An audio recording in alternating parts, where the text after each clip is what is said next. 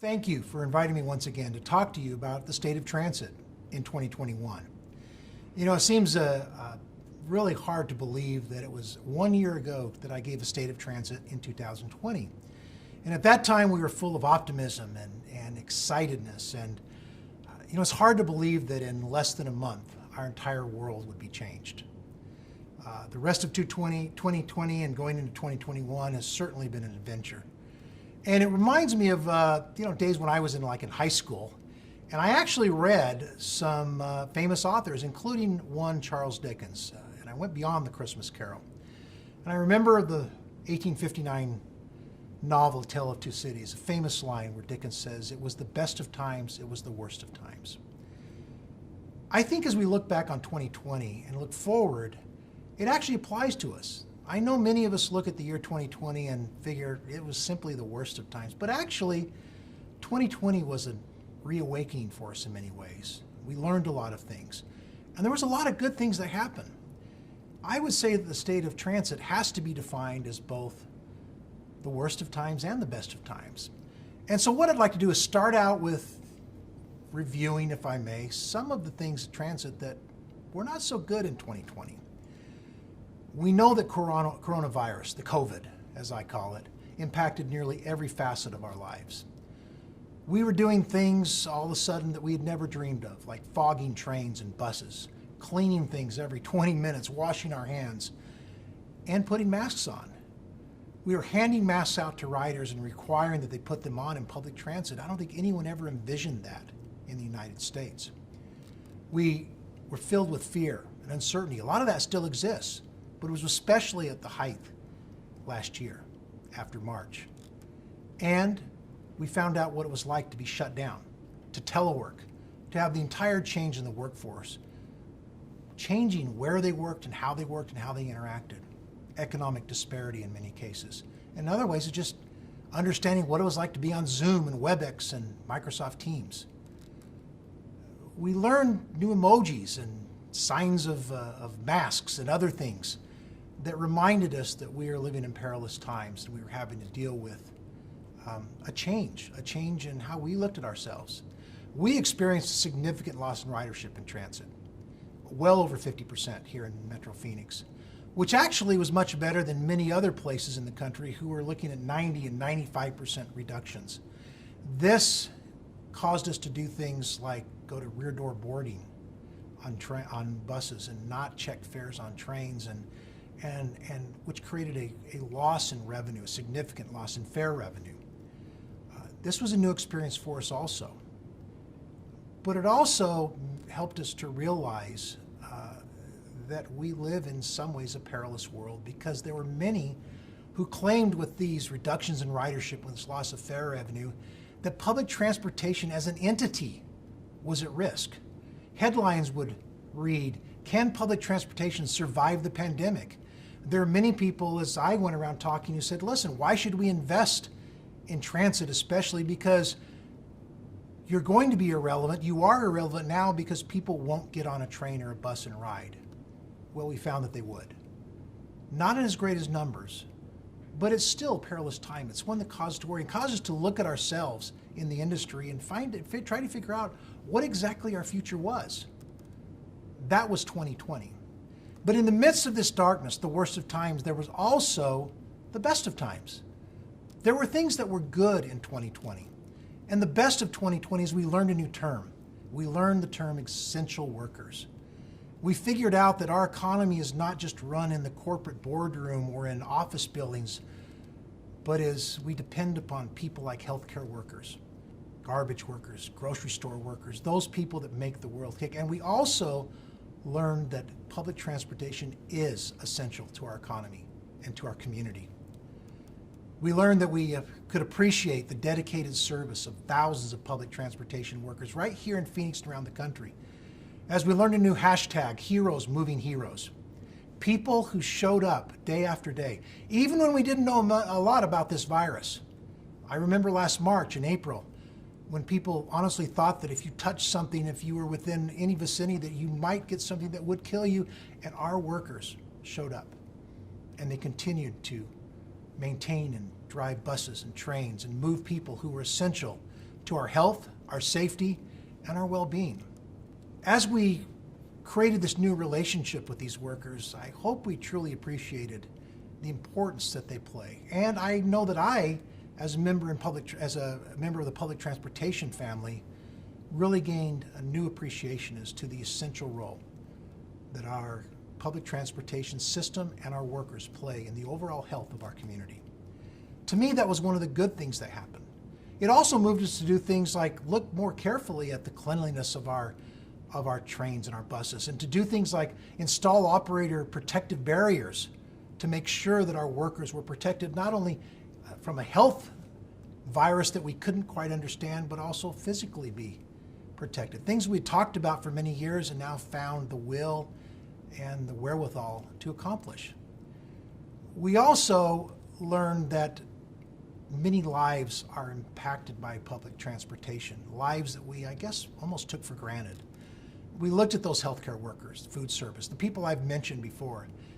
We gained new appreciation for our paratransit riders and for what it was like to potentially be stuck in your home, not be able to go to the places because those places were limited, and the essential role that we played, but also the interdependency we have as a society. Those who truly can provide services and those who need it, and we realized that was all of us. Those were the good things about transit.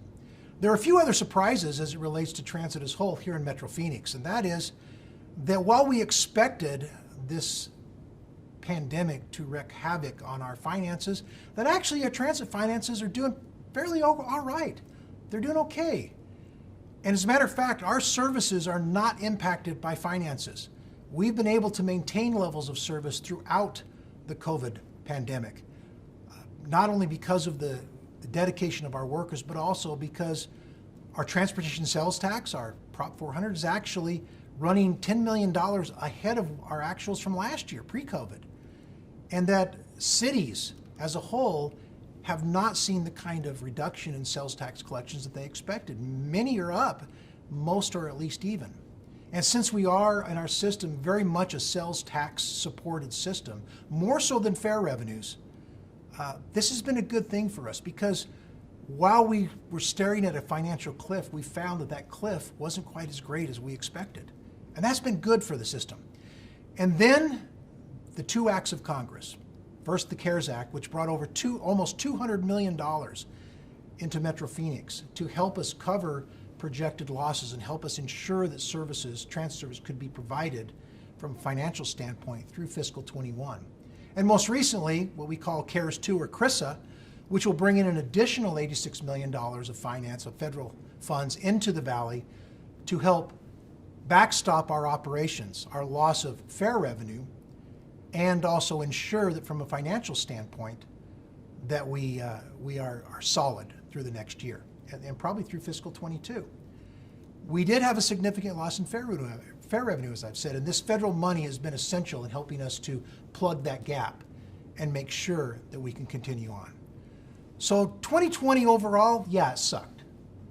But there were many good things that came out of 2020 and that put us into 2021. So we have to ask, what's next? What's next for public transportation? With the things we've learned, with the experiences we've had, I would have to say that the future looks good, and I'm very optimistic about where we're headed. Yes, transit finances will always be a concern until we're back to what we would call normal.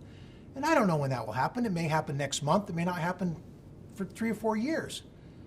But as I've said, we've got the coverage for the next year or two, but we're still concerned about the long-term impact that the pandemic will have on our economy and our ability to raise revenue to support public transportation. Light rail continues to expand. One of the good things that did come out of the pandemic is that with less traffic on our streets, we were able to actually accelerate some of our construction that was taking place during the pandemic. We were very fortunate, I'm going to knock on wood a little bit here, that we, both in our construction and in our transit workers, have not, at least to this time, experienced the kind of COVID impact that others have. Extremely fortunate. And we believe that's because of the efforts we've had from our workers and our partners and our contractors to make sure we have a safe working environment. We also found out that residents around the Valley are clamoring for transit services. It's been interesting to see and to talk to certain legislatures who haven't really been huge supporters of public transportation in the past, all of a sudden come to us because they've heard from their constituents. They've heard from the people they serve that say, we want additional expanded public transit in our areas. They want to fill in these transit deserts that we talk about so much, especially in the northwest, southwest, and southeast parts of our valley that have grown so incredibly over the last 2 or 3 decades. We also know that new technologies, while they've been put on hold a little bit, things such as our partnership with Waymo, autonomous vehicles and other things, and as we look at the new technologies, and I'm just amazed as to how things like Zoom and WebEx Teams have improved over time. Well, a lot of other technologies, as we go to basically a touchless society, how we can take advantage of these new technologies and create new opportunities for us. And we're moving very rapidly on that. So these are some of the good things that have come out and that we feel positive about as we move forward. We also feel positive about our light rail program and how it's expanding. You'll see a map here off to my side that shows what our system will look like in 2024, and it's very different than the system that we opened on December 27, 2008. Cold, cold morning, and we've seen nothing but warmth since then. As you can see, it's a 2-line system. We've talked about this before. That's going to change our experience and our interaction with light rail more than you can imagine. Having an east-west system, a north-south system, meeting here in downtown Phoenix, and creating really an almost 40-mile system once this is completed, the extensions are completed and Tempe Streetcar is completed. That's nearly double of the system we opened with just 12 years ago. So there's some exciting things going on and a reason to be optimistic about our future. We recently received, just a couple months ago, a $530 million grant from the federal government for South Central Extension and Downtown Hub. This was a long 4-year arduous process. And for us to get this commitment from our biggest financial partner, the federal government, was incredible. And it also ensured that this project will be built. And we believe it will be built on time and on budget. That's a commitment and a promise. We also look forward to opening the Tempe Streetcar. If you drive through Tempe now, downtown and around ASU campus, you'll see that this system is about 99% complete. We're actually just working on finishing up some punch list items on the stations, on the track. We're just waiting on one thing. The pandemic has impacted us in one way, and that is that our factory in Brookfield, Pennsylvania, which is building our modern streetcars, has been severely impacted. And while we are expecting these streetcars to arrive in Tempe about right now, be here by now, it looks like they've been delayed by several months. We're still looking at a fall opening for service on the Tempe Streetcar, but you'll see a finished product as our construction will be done while we're waiting for that to come in. We also found during the time that our cities are still excited and interested about expanding their systems. During the last year, Valley Metro completed very extensive studies for the cities of Tempe and Mesa on how we can expand streetcar service to their cities even more.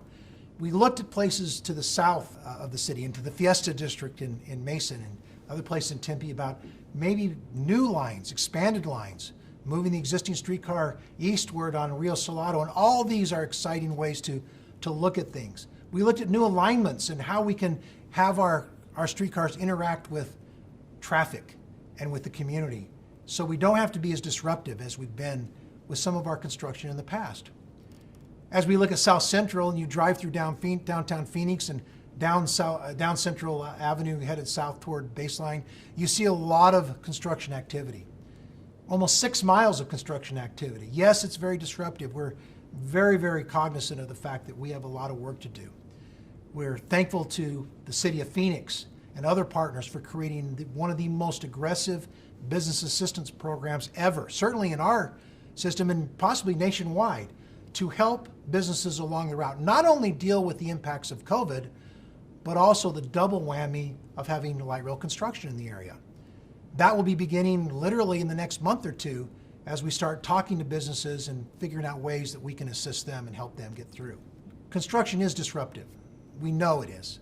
It changes traffic patterns, it changes things. But what we found out through all the many projects we've done is that it is not only It is not only doable and survivable, but people can thrive in that. And we are committed to making sure that we help the residents and the businesses along our light rail routes. We're looking forward to moving into Northwest Phoenix and expanding the Northwest expansion across I-17 into Metro Center and the new development that will happen there. This will be our end of line. And it will also include the first elevated station we have. I think if we come back 5-10 years from now and we look at what Metro Center will become with the light rail station as a centerpiece, you'll find that it'll be something spectacular and something we can all be proud of. Yeah, it was the best of times in many ways. And we're looking towards the future because of that. We're looking toward continued growth. Maricopa County is now over 4.5 million people, and in the next 7 to 10 years, we'll add another 1 million people. We have to look and see how we can move these new residents efficiently, effectively, and maintain our economy, allow us to grow and to prosper. This is important. This community has a history.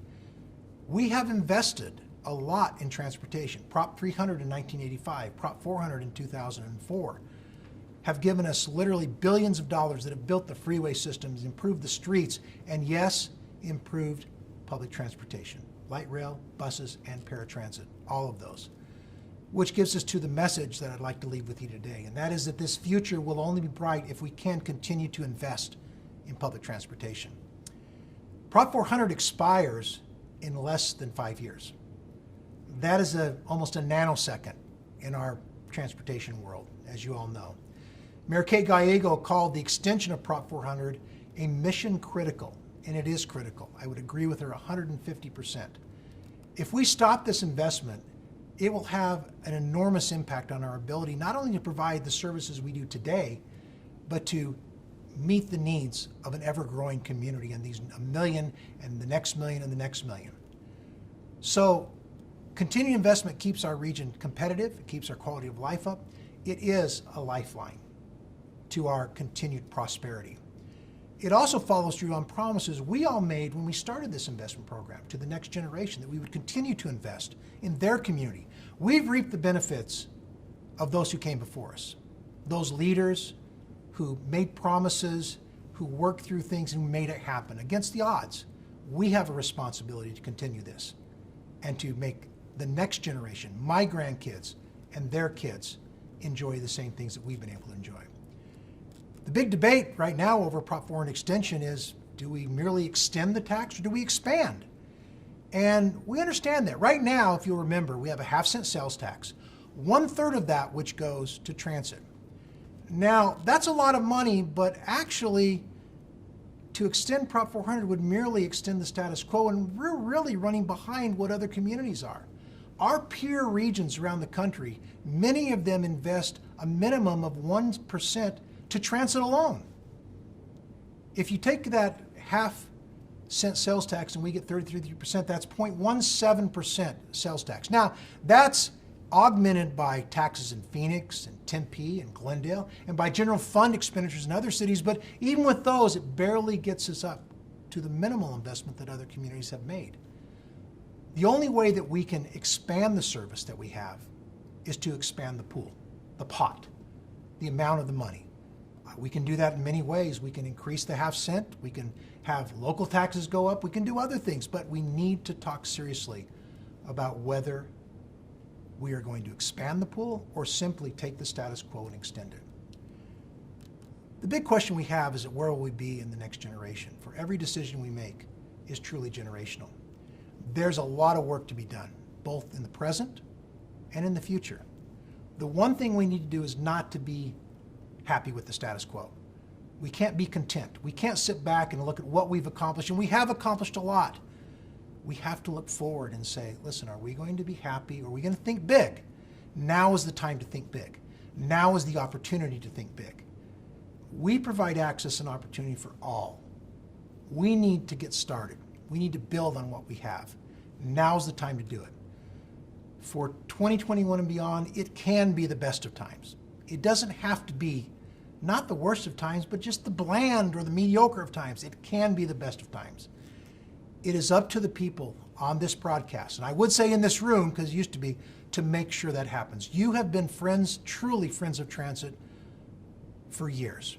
Now's the time to up our game, to think big, to give to support to our supporters in the legislature, and to make sure that we continue the kind of investment that has created the wonderful system we have and has created a future for our kids. Thank you very much. Thanks to all in Friends of Transit, and have a great day.